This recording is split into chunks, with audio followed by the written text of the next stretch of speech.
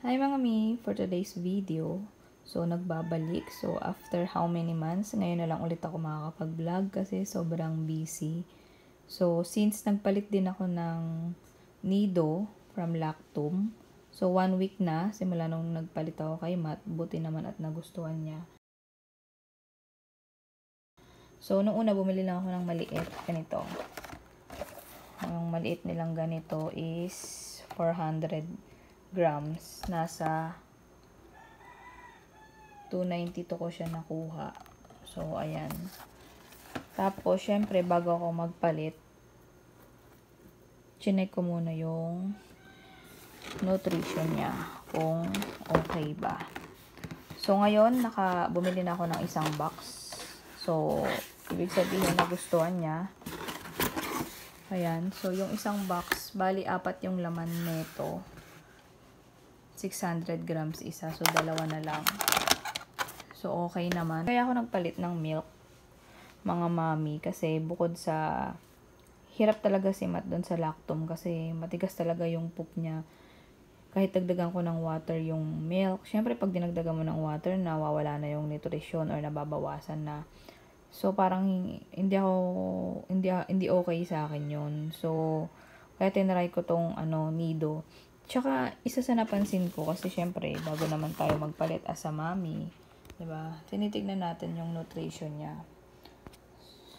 So, ang napansin ko kasi dito sa nido, though malaki din yung pagkakaiba nila kasi parang mas mataas yung nutrition niya. Sa nido kasi, mga mami, sucrose. Sucrose, ito yung taas ng sugar or yung sugar ng milk. So, ito dito sa nido kasi wala siya. Ayan. So, ibig sabihin, kaya siguro yung anak ko, hirap na hirap siya magpalit ng milk kasi marami akong beses nag-try magnido.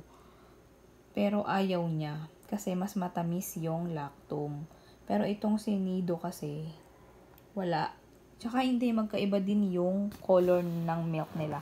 So, meron ako ditong ito.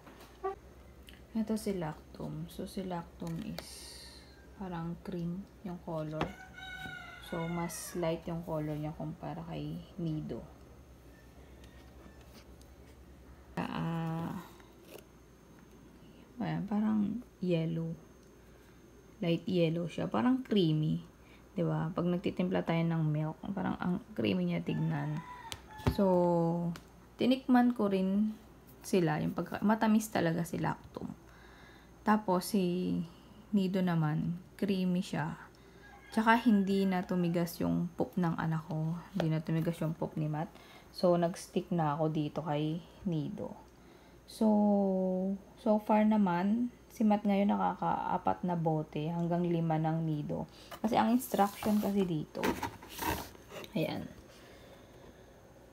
Though magkaiba din sila ng ng ml, ng measuring cups.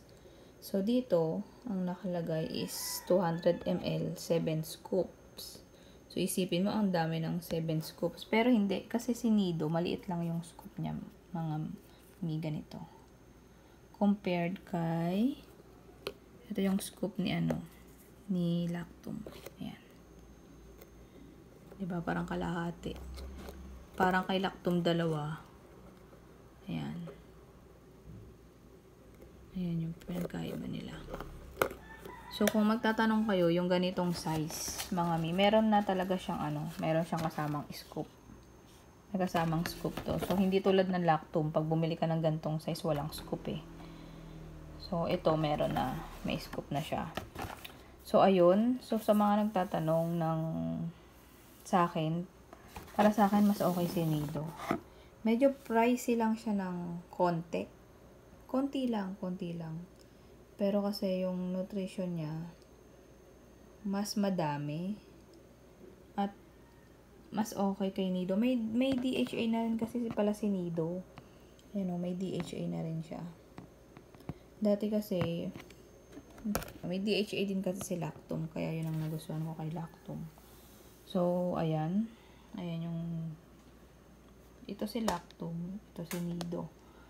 So, ayun mga mi, kung gusto nyong mag-change, syempre, observe nyo muna or magtanong kayo sa Pedia kung anong mas okay. Pero, kung gusto nyo mag-change, bili lang muna kayo ng maliit. Ito. So, nasa 200 plus. Para kung ayaw ni baby, at least hindi sobrang sayang or hindi masasayang talaga. Si ano kasi si Nido, nasa ano to 200 ml lang.